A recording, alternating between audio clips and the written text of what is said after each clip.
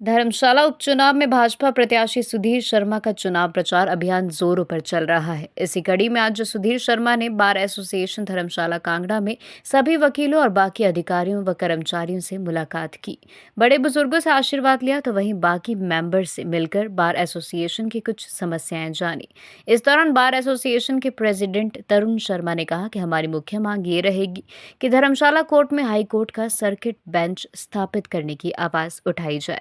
इस पर सुधीर शर्मा ने कहा कि हमारे कार्यकाल में धर्मशाला को दूसरी राजधानी बनाने और बेंच स्थापित करने का प्रस्ताव था, लेकिन किन्हीं कारणों की वजह से मामला लटक गया। ये मांग पूरी तरह वाजिब है, क्योंकि चंबा कांगड़ा सहित कई दूरदराज के लोग शिमला नहीं पहुंच पाते और खर्चा भी ज्यादा रहता है। ऐसे में ये आवाज जरूर उठाई जाएगी। इसके साथ ही सुधीर शर्मा ने कहा कि हमारा झगड़ा ही डेवलपमेंट को लेकर रहा है।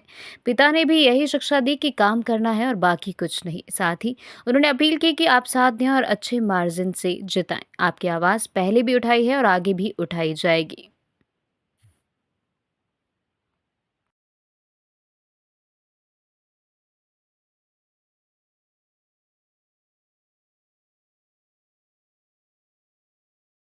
जी, आप सबका धन्यवाद जो आज मुझे मौका दिया फिर एक बार आने का। और ये जो कुछ चीज़ें सामने आपने रखी हैं ये तो ध्यान में हैं ही, क्योंकि जब आप कहीं प्रतिनिधित्व करते हैं तो वो सारी चीज़ें आपके पास पहुंचती रहती हैं कि कहाँ पर क्या करना है।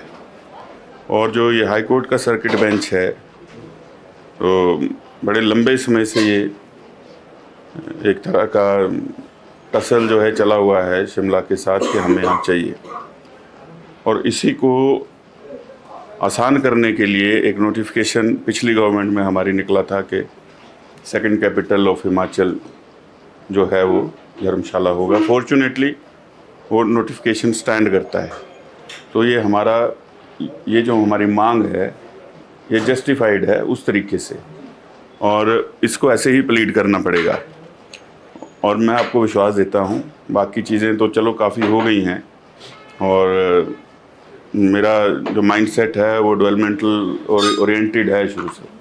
तो इस बार पूरी ताकत लगाएंगे और कोशिश ये रहेगी कि इसको ले आएँ और यहीं से शुरू करेंगे आप सबसे मिलके। और how to go about it, इसके लीगलिटीज़ और बाकी चीज़ें क्या हैं, निटी-ग्रिटीज़, वो आप ही को मुझे बताना पड़ेगा, क्योंकि मैंने तो लॉ पढ़ा नहीं है। मैं तो जाके कह सकता हूँ कि करना हमें चाहिए। तो और वो जब कहता है कोई जाके रिप्रेजेंटेटिव, पॉलिटिकल रिप्रेजेंटेटिव, तो वो थोड़ा सा बायस्ड भी लगता है कि भाई अपने फ़ायदे के लिए अपने इलाके में ले जाना चाहते होंगे। लेकिन इस केस को हमें पुटअप करना है कि भाई कांगड़ा, चंबा, ऊना, ये सारा हमारा आसपास का हमीरपुर जो ये इस तरफ का पूरा हिमाचल का है, इसके लिए इसकी ज़रूरत है। तो इसको करेंगे। बाकी चीज़ें जो हैं उनको औरों को भी करना है। ये झगड़ा जो आज मैं भारतीय जनता पार्टी का उम्मीदवार बना हूँ, तो ये झगड़ा तो ये डेवलपमेंट का ही था और हमारे रुके हुए कामों का ही था। बाकी पर्सनल मेरा ना इस सरकार से कोई काम है, ना पहले वालियों से था, कोई था ही नहीं और होना भी नहीं चाहिए, भगवान करे। और मुझे ये घर से पिताजी ने ही शिक्षा दी थी कि राजनीति करनी है तो सरकार से संबंधित काम ही मत करना, क्योंकि जब ये हुआ तो आपने देखा बहुत लोगों को तंग किया गया, जिनके अपने अपने छोटे मोटे थे सरकार से रिलेटेड बिजनेसेस। तो इसलिए आज ये समय आया है, और ये इसलिए भी आया है कि जो देश है वो एक नई डायरेक्शन में चलना शुरू हुआ है। यूनिफॉर्म सिविल कोड आना है अभी अगले 5 सालों में, 1 नेशन 1 इलेक्शन आना है। तो यही पार्टी और यही गवर्नमेंट कर सकती है, तो राइट लीडरशिप के पीछे चलना चाहिए। तो यही सोच करके मैंने ये फैसला अपना बदला है, ये भी मैं आपको बताना चाहता हूँ। और चाहूँगा कि आप सबका मुझे सपोर्ट इंडिविजुअली ही ना मिले, बाकी भी जहाँ जहाँ आप थोड़ा प्रयास कर सकते हैं वो भी करेंगे, तो एक अच्छी यहाँ से मार्जिन के साथ हम जीत के जाएंगे। तो आप सबका धन्यवाद।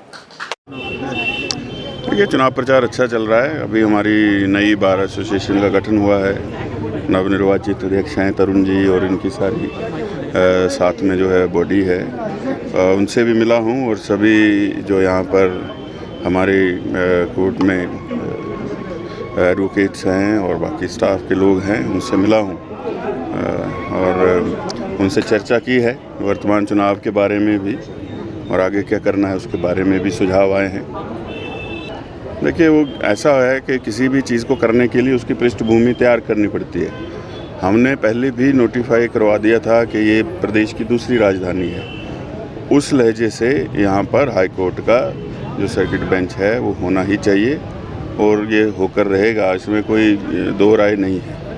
देखिए, कल नामांकन है, प्रदेश से जो शीर्ष नेतृत्व है आएंगे। हमारे प्रदेश के अध्यक्ष जो हैं पार्टी के राजीव बिंदल जी, नेता विपक्ष जयराम ठाकुर जी और अनुराग ठाकुर जी, वो भी आएंगे। तो बाकी लोग भी साथ होंगे जो शीर्ष नेता हमारे ज़िला कांगड़ा के हैं। मैं धर्मशाला की जनता से यही कहना चाहूँगा कि ये धर्मशाला के मान सम्मान और विकास की लड़ाई का चुनाव है, और कल का जो कार्यक्रम है उसका नाम भी हमने स्वाभिमान दिवस रखा है। वो आप ही के लिए कार्यक्रम है।